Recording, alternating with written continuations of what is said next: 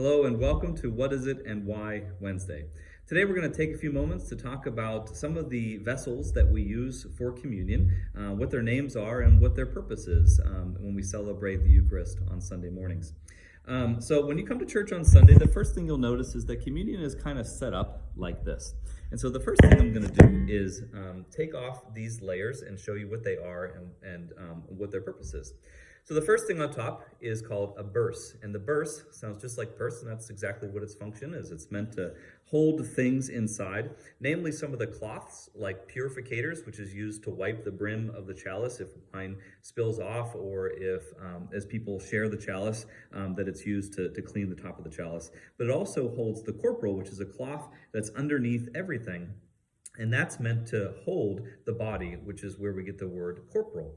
And so that's meant to keep anything from falling on to any other surface, and it's meant to keep everything in place.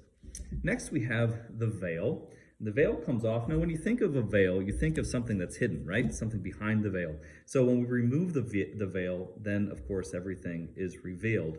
So we have the purpose of the veil is to really keep things nice and clean, but it's also to reveal the body of Christ as we celebrate it. Next, we have, this is called a pall. And the reason we have a pall on top, it's just a piece of plastic that has fabric. And it's on top, and its function is very functional. It's meant to just keep things from getting inside the chalice. So whether there's wine inside, or even if the chalice is empty, it's meant to keep things like dust and bugs from getting into the chalice. And I mentioned this is a purificator, a simple piece of cloth that we use to wipe the chalice. Next, we have two different kinds of chalices here at Ascension. So you can see these two types. This one is a common cup chalice. It's meant for people to dip the host in, which is called intinction, or they can sip from that chalice. And then we have a pouring chalice, which has a little lip there, and that's meant for the communion assistant to pour wine into the small cups that we provide. Now, that's where the wine goes, and the wine comes from this piece, which is called a flagon. It's basically a pitcher that's pre-filled with wine. We have this, which is called a paten, and it's just a plate, and a plate is meant to, as communion is prepared, all of the hosts that we're going to eat on that Sunday are placed on this paten in front of the wine. Now, the hosts are kept in something called a host box or a ciborium. So we have two different host boxes here. This one just contains all of the hosts that we plan to use on that Sunday. We have two different kinds. This is big. It's meant for the presiding minister, and this one is small, and this one is the one that's distributed to everyone. But the reason this one is big is so that it's visible to everyone in the church. So as it's lifted up, everybody can see it, and when it's broken, everybody can see that too. So its size is just for visual effect. And then, of course, the small ones are for everybody to eat.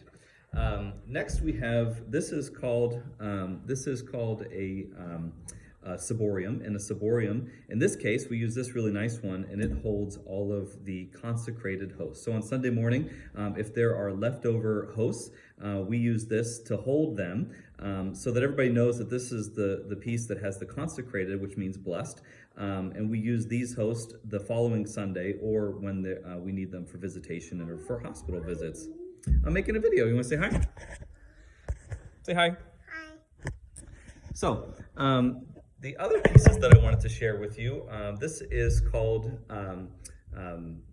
this is called a cruet.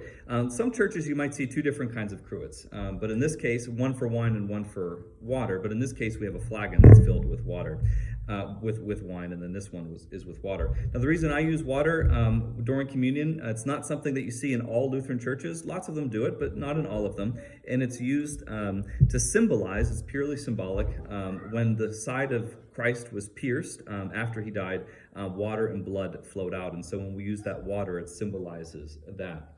Now, I think I showed you everything. I don't think I left anything out, but these are all of the vessels and things that we use in preparing and distributing communion.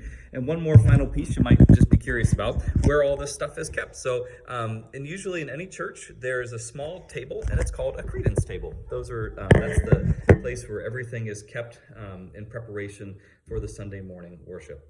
I hope this answered some questions that you may have had about communion and some of the things that we have. If there was something that you're still confused about or something that you're more curious about, please message me. And I look forward to next Wednesday when we talk about the Paschal Candle. Take care and have a great day.